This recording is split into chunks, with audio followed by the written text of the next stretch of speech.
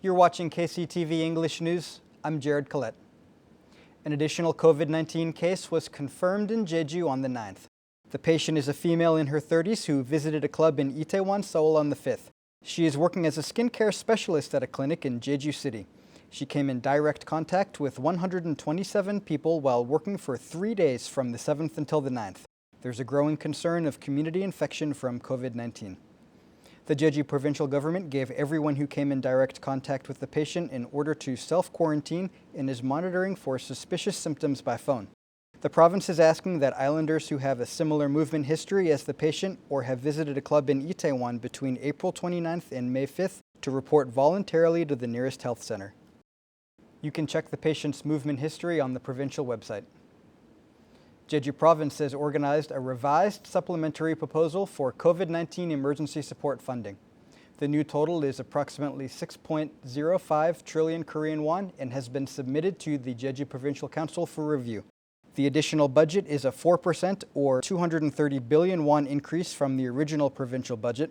It is covered mainly by the national subsidies as well as Jeju Province's Financial Stability Fund.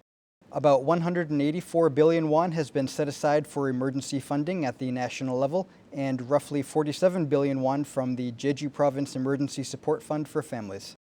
The proposed supplementary budget plan will be reviewed at the Jeju Provincial Council's special session starting this week. A strike by cement truck drivers on Jeju Island has hampered the supply of ready-mix concrete known as Remicon. This is creating problems in the construction industry. Jeju City recently received a request from the Ready Mix Concrete Association to suspend or postpone all government-ordered construction due to the halt of ready-mix concrete production. As a result, construction of urban roads and river disaster prevention projects are expected to be halted.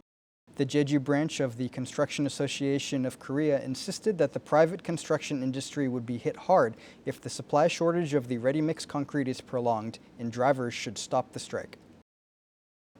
The island's cattle market reopens after being closed for 3 months out of fear of COVID-19. For those joining the auctions, a face mask, protective clothing, and shoe covers are mandatory. Mike Laidman reports. At this cattle market in Halimok, Jeju City, calves in pens wait to be auctioned off. All the ranchers and auctioneers wear protective clothing, for this is the first time in 3 months that the local cattle market has been opened after being closed to prevent the spread of COVID-19. Ranchers, like so many others, have been experiencing an economic slump with transactions having been suspended over the past 3 months. In turn, management expenses and costs for feeding and raising livestock with nowhere to go have soared. It was due to this that the auction house has reopened, which will help ranchers get back on their feet and get their animals back on the market. All those who want to join in on the auction are required to wear protective clothing, shoe covers, and have their temperature taken when they enter. With the auction opening approaching, the sellers get busy, and soon, calves are being auctioned off one by one. 16번 리스인에게 391만 원이 약찰되었습니다. About 60 calves are up for auction, which, while only 2/3 of the normal numbers, are priced 300,000 won higher than last year.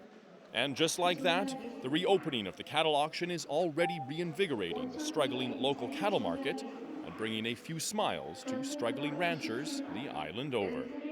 Mike Laidman, KCTV. We're glad you were able to join us again today at KCTV English News. Please follow us on YouTube at KCTV eNews Jeju and KCTV's VOD service. I'm Jared Collette. Take care.